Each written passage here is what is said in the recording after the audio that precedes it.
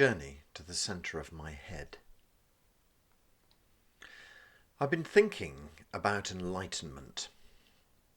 Of course, that's actually the problem, thinking. As a Qigong teacher and practitioner, I'm sick of the scholarly book translators who clearly haven't actually bothered to do the work themselves.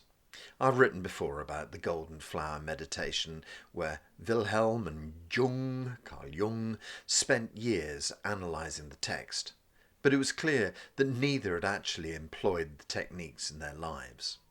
I suspect the same might be levelled at Thomas Cleary. His translations are peerless, but does he actually follow the lifestyle? I wonder. This then is the problem. My addiction, and actually it is my addiction, reading or studying.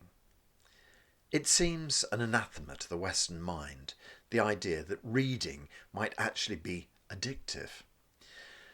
Defining addiction, we see such terms as compulsive need and an urge to do something that's hard to control. That all fits perfectly with my reading and learning habits. As a teacher, I like to feel that I'm the most knowledgeable person in the class. Clearly, this is just an ego construct to make me feel more secure in my role. If we're talking maths here, then I do have to know the theory, or I'll be a rubbish maths teacher. With Qigong, it's required to know the body movements and the theory behind the mind activity. But at some stage, it's actually more beneficial to let go of the theory rather than keep on piling it on. You can suddenly find yourself in the academic setting when all personal deep understanding has disappeared. This is where I find myself repeatedly with the Enlightenment question. It's actually much easier to read about other people's journeys than it is to put in the work oneself. I've been a bit of an armchair Enlightenment enthusiast over the years. Meditation. It comes from the fact that as a computer nerd, I had a seriously monkey mind, which took a lot of taming. Being a rugby guy, I also had a body that refused to fold in any recognisable method. I've had a constant flow of new sitting meditation cushions over the years. I remember with amusement on one of our retreats where a newcomer took about 6 meditation cushions and piled them into a vertical stack until they were the same height as a normal chair would have been. That was so familiar to me. It's been a constant battle to get my legs and feet into a position where I could actually relax. The issue with meditation is also bound up with Qigong practice to a certain extent. You need to have enough internal qi to support a decent meditation. If your levels of qi are depleted, you need Qigong to boost them to steady your meditation. If you're somebody who habitually falls asleep during meditation, then this is the diagnosis for you. So firstly, we need to be comfortable. There's nothing that stops meditation like discomfort. Then we need energy to maintain the practice. If all the stars align, then we have hope of getting into the zone. Enlightenment. Do we actually want it? We've heard about the age of enlightenment historically as being a time when we emerge from the dark ages into a new scientific world. How's that going for you people? It generally sounds like a good idea, the sort of thing a nice person would want for themselves, doesn't it? But surely that's the kind of thing only saints aspire to. If you've read the books by Jed McKenna, he basically says, don't come here unless you absolutely have to. For him, the dissolution of the ego was the death by 1,000 cuts, a shockingly painful journey. I guess for all of us it's going to be different, as we all have different handicaps to deal with. For me, Qigong has been my 30-plus year journey. Perhaps it's actually been a death of 1,000 exercises for me. there has been mountain after mountain to climb. Somehow in my 20s I decided this was the path for me, and I seem to have stayed it, with all its twists and turns. I'm fairly self-critical and would judge myself to be a real Qigong part-timer who shirks off at every possible chance. I suppose the truth is that in the past 25 years or more, I've been teaching a minimum of 5 classes a week, sometimes 7 or 8, and often running a course or a retreat at the weekends. I also have a daily practice which can last from 5 minutes to 1 or 2 hours. Maybe the stories I tell myself about my active participation and the reality are actually different. The important thing, though, is a Qigong state of mind. Qigong mind. My colleague John was asked, how many hours a day should his student practice? John always cheekily replies to this question with the answer, why do you stop? Clearly, we don't have the resources to be waving our arms about and bending forwards and backwards all day. It's about the ability to hold yourself in a Qigong state whilst you interact with daily life. What does that look like? I encourage my students to listen inside at every possible juncture.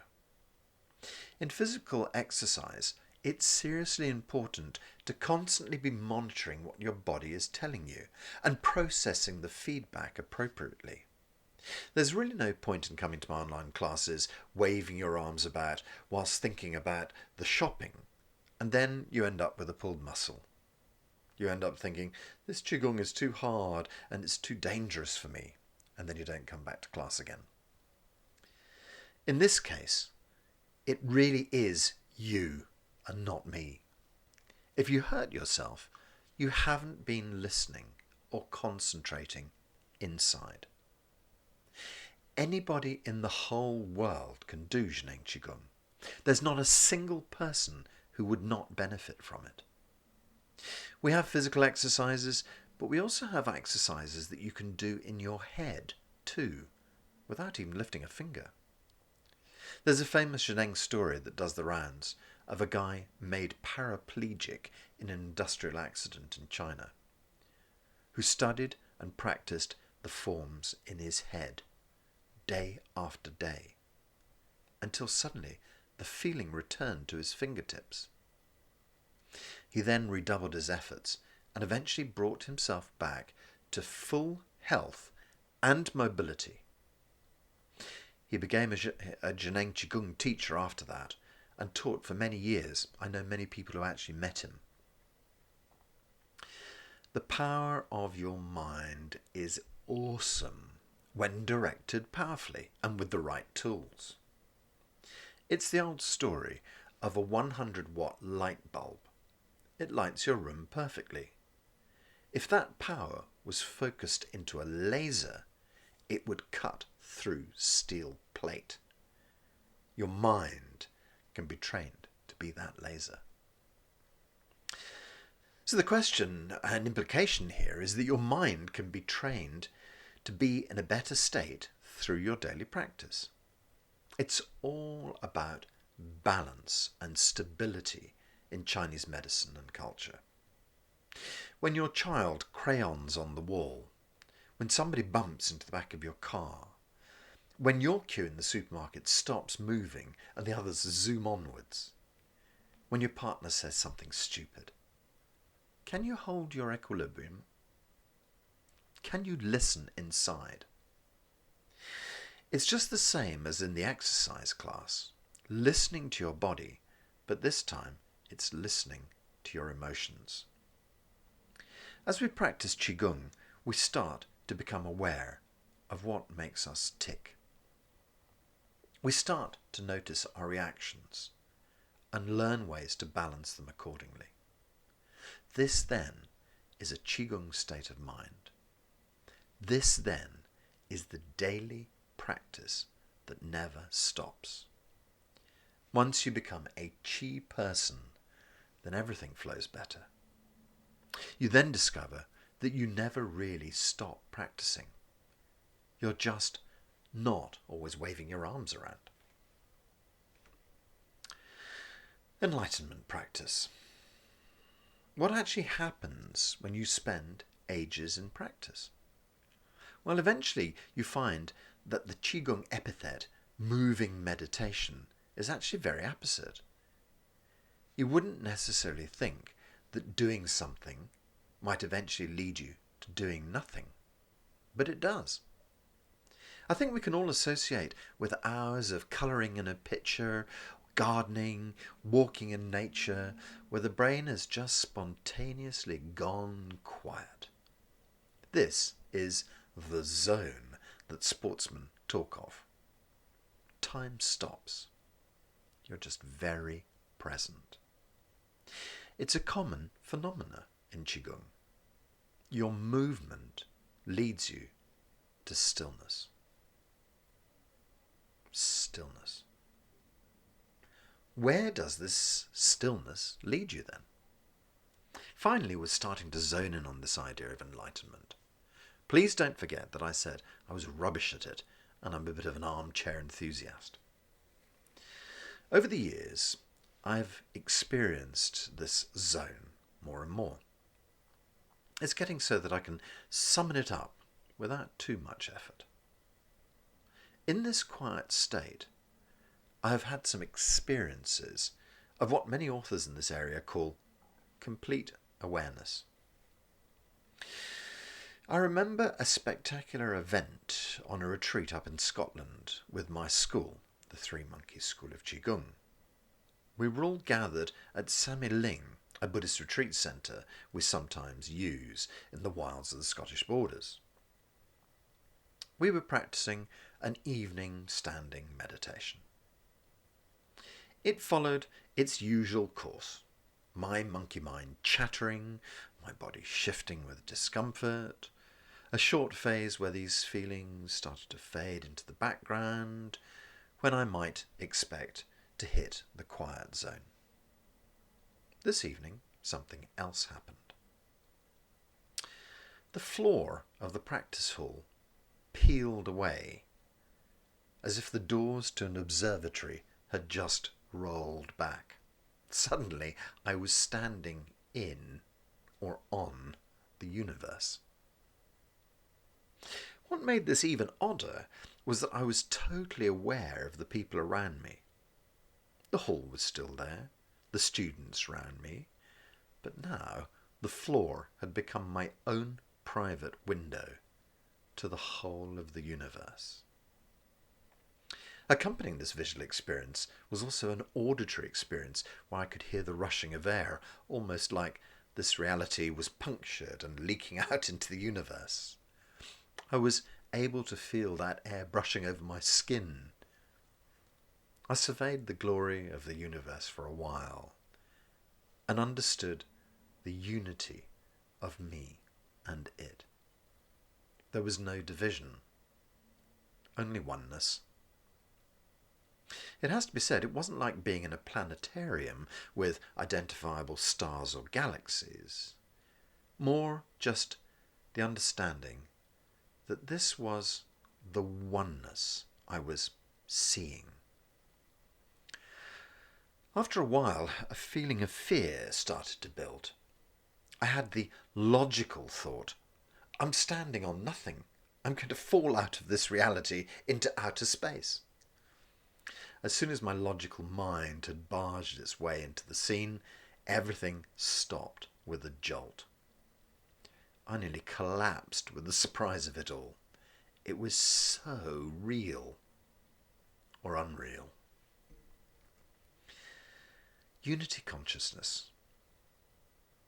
Since that time, I've been able to experience this state again from time to time. I think this might be the tiniest glimpse into what unity consciousness and enlightenment may well be like. I think that one's continued practice starts to join the instances together and to make the experience easier to access. Certainly, some of the people I've read on Enlightenment talk about this unity consciousness and how with work it becomes a permanent state. That when one finally stops the stream of conscious thoughts that the ego is and provides, that this state becomes permanent. My understanding is that one can dwell in this space and view this reality we live in and see it for what it truly is, an illusion. For a while I wondered why anybody would want to break this glorious game and see beyond the fabric. My feeling is that this is the true experience of God. I don't think that it breaks what we have. It just brings an astonishing new perspective to this life. From this new standpoint, I don't think there's anything left except love, love, and love. As you realise that everybody and everything ultimately is you and you are it. I hear there's a new documentary out that talks a lot about the matrix theory or Sims theory that has us as little digital figures in a computer program. Yeah, it's that, and so much more fantastic than that. A generation of writers and thinkers who've all been brought up on gaming must assume that this is a game. That's only a fraction of the beauty and wonder of it all. Digital is so binary. We are talking total truth, total unity. As always, I'll let you know when I get there.